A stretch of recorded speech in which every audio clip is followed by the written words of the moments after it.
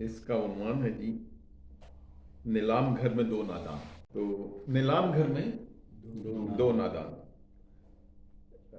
یا چھوٹا سا افسانہ سمجھ لیں. لاہور کے الحمرا ہال میں نیلام گھر کی ریکارڈنگ ہو رہی تھی.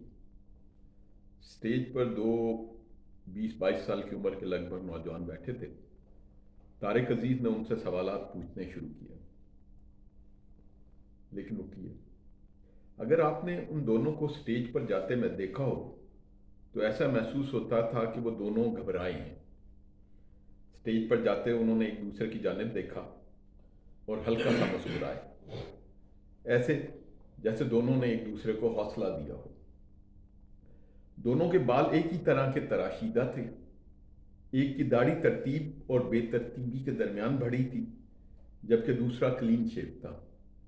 اگر آپ غور کرتے تو دیکھ لیتے کہ دونوں نے اس عمر کے عام لڑکوں کی طرح جینز نہیں بلکہ پتلونیں پہن رکھی تھی، اور ان کی استری شدہ قمیضوں کے بٹن گریباں تک بند تھے. اگر آپ یہ سب کچھ دیکھ لیتے تو آپ یہ بھی جان لیتے کہ وہ دونوں شاید دوست نہیں بلکہ راہی ہیں، جنہیں ایک اتفاق اٹھا کر اس سٹیج تک لے آیا تھا. یہ زندگی بھی عجب اتفاقات سے پر ہے. ان میں سے ایک لڑکا کراچی کا رہنے والا میمن تھا، جس کا تعلق حاجی عبدالرزاق یعقوب کے خاندان سے تھا. اس کا مطلب آپ سمجھ سکتے ہیں کہ وہ یقیناً گولڈ کا کاروبار کرتا ہوگا. اس کی بات چیت کاروباری محتاط انداز کا رنگ لیے تھی. وہ زندگی میں پہلی دفعہ لاہور آیا تھا. دوسرے کی بات چیت کا انداز شہری اور دیہاتی دونوں وضع رکھتا تھا. اگر آپ نے اسے سرگودے کی جانگلی زبان بولتے سنا ہو تو جان لیتے کہ اس کے چہرے پر سرگودے کی آندھیوں کی مٹی اپنا مٹیالہ پن چھوڑ گئی تھی. یقیناً وہ دونوں الگ الگ تھے، مگر سوال تھا کہ اس دن وہ دونوں کردار کیسے نیلام گھر کے سٹیج پر اکٹھے بیٹھے تھے. اس سوال کا جواب دونوں کے تراشیدہ بالوں میں ہے. وہ دونوں ایئر فورس کے فلائنگ آفیسرز تھے. ان دونوں انجینئر نے ایئر فورس میں کچھ عرصہ قبل ہی اپنی پیشہ ورانہ زندگی کا آغاز کیا تھا. ان میں سے ایک لمبی کیڈٹشپ کی بھٹی سے نکل کر آیا تھا، جبکہ دوسرے نے N E D university Karachi سے الیکٹرانکس انجینئرنگ مکمل کرنے کے بعد فضائیہ میں شمولیت اختیار کی تھی. دونوں لاہور سے دور کہیں تعینات تھے اور اتفاقاً ایک کورس پر لاہور ایئر فورس بیس پر قائم ایئر ڈیفنس اسکول میں کورس کے لیے اکٹھے ہوئے تھے. اس ریکارڈنگ والے دن کی صبح ان کی کلاس میں ایک ساتھی دو نیلام گھر کے پاس سے لے آیا اور پوچھا کہ ہے کوئی جو آج شام نیلام گھر کی ریکارڈنگ میں سنتے کانوں اور دیکھتی آنکھوں کو سلام کرنے والے کے روبرو ہو جائے. چھوٹے عہدے کے افسر ویسے ہی وجہ بے وجہ روبرو ہو جاتے ہیں.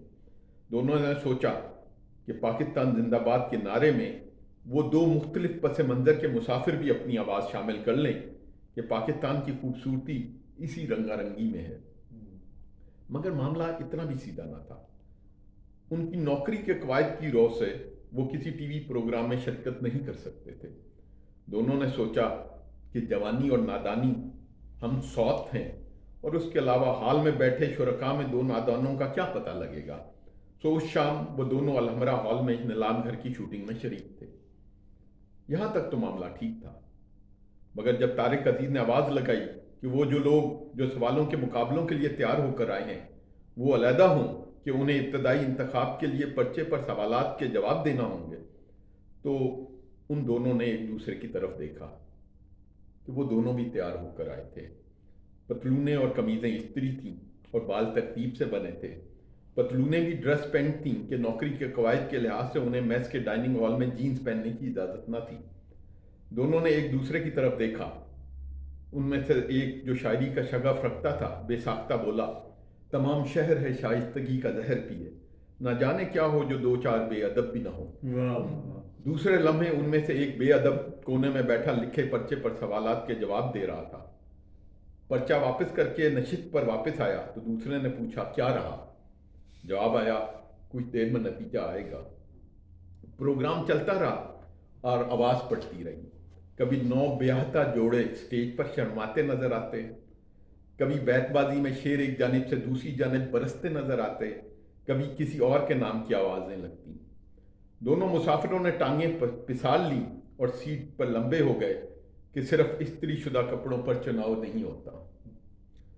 اچانک سنتے کانوں میں طارق عزیز کی آواز آئی کہ دونوں نادان سٹیج پر آ جائیں کہ سوالات کے جوابات سے نادانی اور فرزاندگی کا تعین ہو سکے۔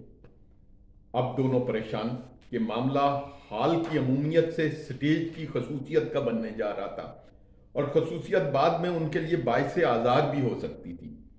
اٹھتے دونوں تھوڑا گھبرائے اور سٹیج پر جاتے انہوں نے ایک دوسرے کی جانب دیکھا اور ہلکا سا مسکرائے۔ طارق عزیز نے کہا، میرے عزیز، آپ کا جس مقابلے کے لیے چناؤ ہوا ہے، اس میں آپ اگر سوال کا درست جواب دیں گے تو اس کے بعد آپ کو ایک نمبر کا چناؤ کرنا ہوگا۔ یہ سامنے نمبروں کا بورڈ ہے، آپ کے کہنے پر شانزے آپ کے چنے نمبر کو ہٹائے گی اور اس کے پیچھے لکھا انعام آپ کا ہوگا۔ پریشانوں نے تب شانزے اور انعامی بورڈ دونوں پر پہلی مکمل نکاح ڈالی۔ پہلی اور آخری۔ اس دم جوانی، دیوانی، مستانی، نادانی سب نے مل کر نعرہ لگایا، ہرچا بادہ باد، جو کچھ ہوا وہ ہوا، جو کچھ ہوگا دیکھا جائے گا۔ 20ویں صدی کے مشہور ترین مصور کا نام بتائیں جس کی 1973 میں فرانس میں وفات ہوئی۔ Pablo Picasso. نمبر 3 فلپ کا جوسر آپ کا ہوا۔ اچھا ہے، کمرے میں بیٹھ کر گاجروں کا جوس بنا کر پیا کریں گے۔ نمبر 4 ملت فین کا پیغام، پنکھا چلے سالہ سال، ملت کا پیڈسٹل فین آپ کے ساتھ جائے گا۔ او میرے خدا، اس پنکھے کو کون اٹھا کر لے کے جائے گا؟ افسر میس میں تو ویسے بھی رکشا گھسنے کی اجازت نہیں، اس پنکھے کا کیا کریں؟ نمبر 7 یہ بڑی پینٹنگ آپ کی ہوئی۔ بہت خوب، پکاسو کے سوال کے جواب میں نکلتی تو خوب مناسبت ہوتی۔ آخر میں 6 انعامات اپنے نام کر کے نادان سٹیج سے اترے۔ ریکارڈنگ ختم ہوئی تو انعامات اٹھائے دونوں مسافر مال روڈ پر الحمرا کے بیرونی گیٹ پر تھے۔ ایسے میں گیٹ پر کھڑے چوکیدار سے میمن بھائی نے پوچھا، میاں آپ کا کہاں سے تعلق ہے؟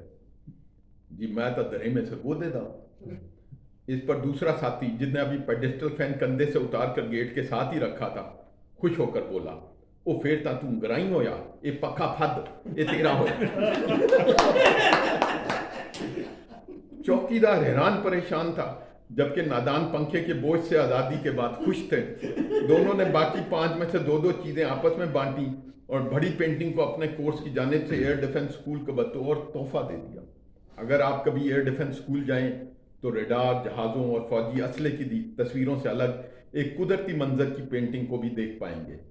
یہ 2 نادانوں کی جانب سے تحفے میں دی گئی تھی۔ وہ نادان جن کا قصہ کبھی کبھی دھرے میں واپس آیا، ریٹائرڈ چوکیدار صدیق لالی اپنے قصوں کی پوٹلی سے نکال کر دوسروں کو سناتا ہے۔